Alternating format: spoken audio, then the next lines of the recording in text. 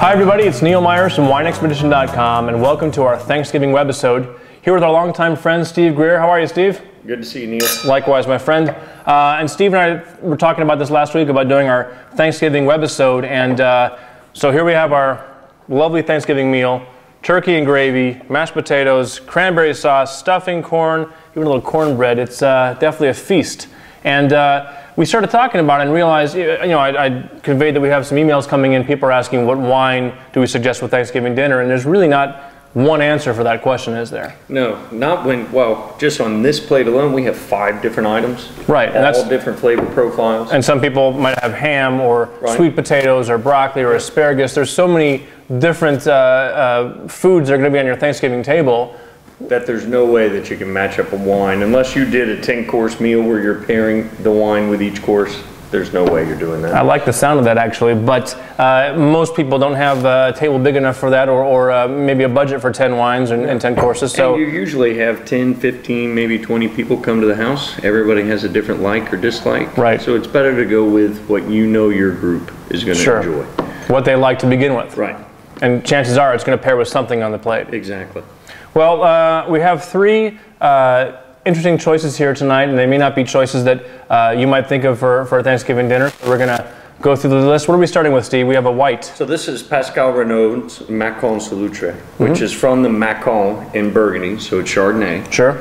But it has more acidity, which is why I chose this one. Because I think with all the different variations of food that are on the table at Thanksgiving, you need stuff with a little more acidity. Okay. That way it cuts through anything that you have on the plate. Okay. Well, let's give it a try. Let's start with that. Let's have a taste. I'm going to cut a little piece of turkey. It's very exciting. And stuffing. It's actually the best meal I've had today. A little cold, but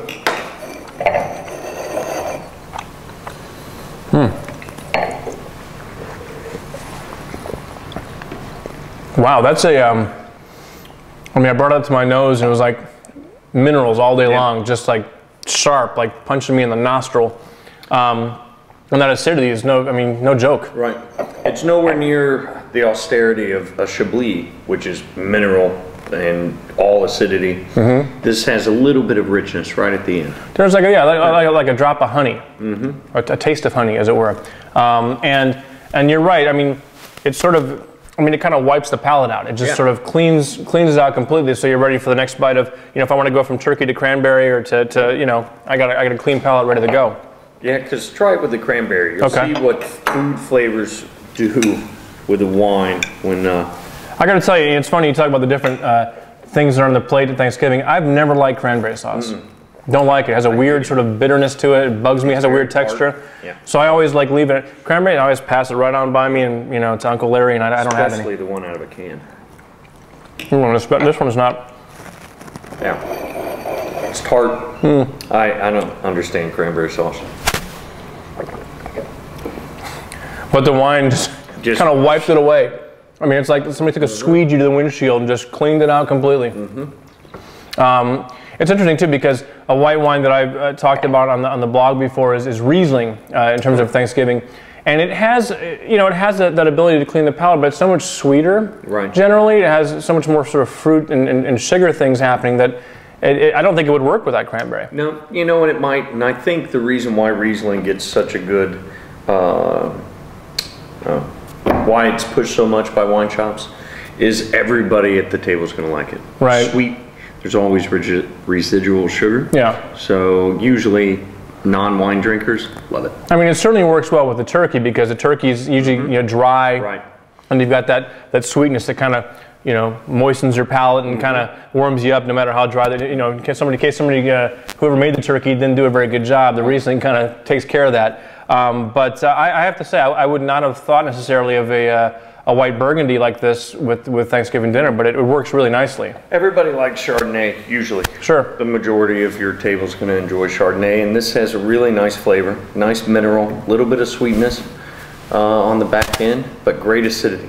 And to be clear, some of our viewers might hear the word Chardonnay and be thinking of like a California Chardonnay, oaky, fat, flabby, and that's not the case here. This is not a buttery Chard. This is a very crisp, it's almost, you know, for people that are accustomed to American wines, it's almost Sauvignon Blanc-ish in terms of it's just really dry, bone dry, and just really palate cleansing. Can I have a little bit more? I just want to maybe try it with some mashed potatoes. And it is a little... It's all research.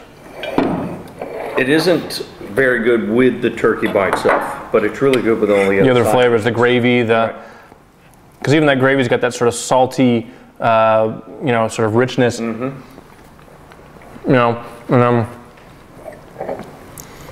the red wines will be really good with the turkey. Yeah, it just cleans out the palate. Yeah. Which is really nice. Very refreshing. Everybody should go back and revisit White Burgundies. And this, I had to, when I picked this up, this is relatively budget conscious in terms of its price for what I'm used to with White Burgundies. Right. Yeah, this is, because it's from the Macanais, which is below the Côte d'Or, Burgundy, where all the Grand Cru and Premier Cru White Burgundies come from. This is in an area where they don't charge quite as much. So you can get wines. It's the same area where Puy-Foussay is. So 20 and under. This, 13. Yeah. I mean, you know, definitely something to check out if you can find this, a chance to taste White Burgundy at a very nice price point. So, all right, great. Well, that was a nice white wine to pair with our Thanksgiving dinner. I better have just want to make sure I really can appreciate it. One more sip.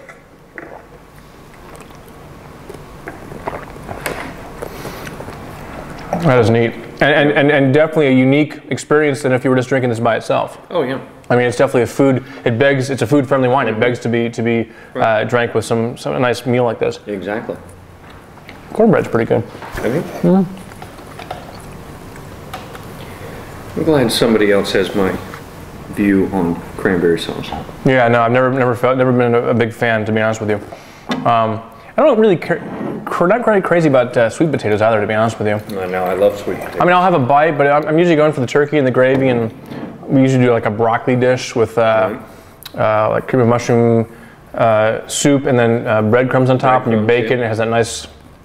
Just like green bean casserole. Every family has that dish. They didn't have those options at the chain restaurant that will remain nameless that we got our meal from today. Okay, so. But I will take all gone. I'll take that back about the white not going with the turkey by itself. Yeah, I thought not so much, but with the gravy and the turkey. That's, yeah, okay, I have really gravy. Good. Yeah, because again, that saltiness of the gravy, sort of a savory flavor, and then this comes in there, just cuts it and cleans it, and it's nice.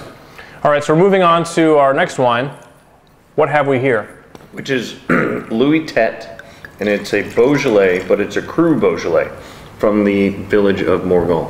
And we should point out a lot of times people hear Beaujolais and they think of the Nouveau. Yeah, Beaujolais Nouveau, which comes out third Thursday. Yeah, it's a big to do. The wine comes straight from the winery, and you know what? It's a really good idea because the premise of the whole event is it's a harvest festival. So it's celebrating They're celebrating the harvest, bringing the grapes in. They make a quick batch of wine, and then they drink it, get drunk, and then start working. And that's what it's for. It's meant to be drunk quickly and move on. It's not meant to age. It's not meant to keep around. And once it's sold, it's gone, and you move on. And there's much better Beaujolais made there, either Beaujolais Village, or one of the Crus. Which in this case? Which is the Morgon, village of Morgon.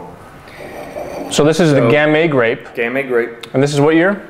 This is 2007. All right, so unlike the Beaujolais Nouveau, this is actually aged and okay. Right. And why did you choose this as a possible Thanksgiving pairing? I think Gamay does go very well with Thanksgiving dishes. One, the flavor profile, everybody at the table usually will like it. But it also has the acidity and a little bit of the backbone to stand up to all the dishes on the table. All the different flavors that are on your plate. Right. It's light, delicate cherry fruit. It's a little bit of spice, maybe some earthy aromas. Okay. Let's check it out. What's interesting, the nose is almost, it's Pinot, sort of like a Pinot Noir nose. Which, in the Cru wines of Beaujolais, they can definitely lend towards the Pinot side. Okay, so I guess I'll have a bite of turkey. We'll start off with that. That seems to be the way to go.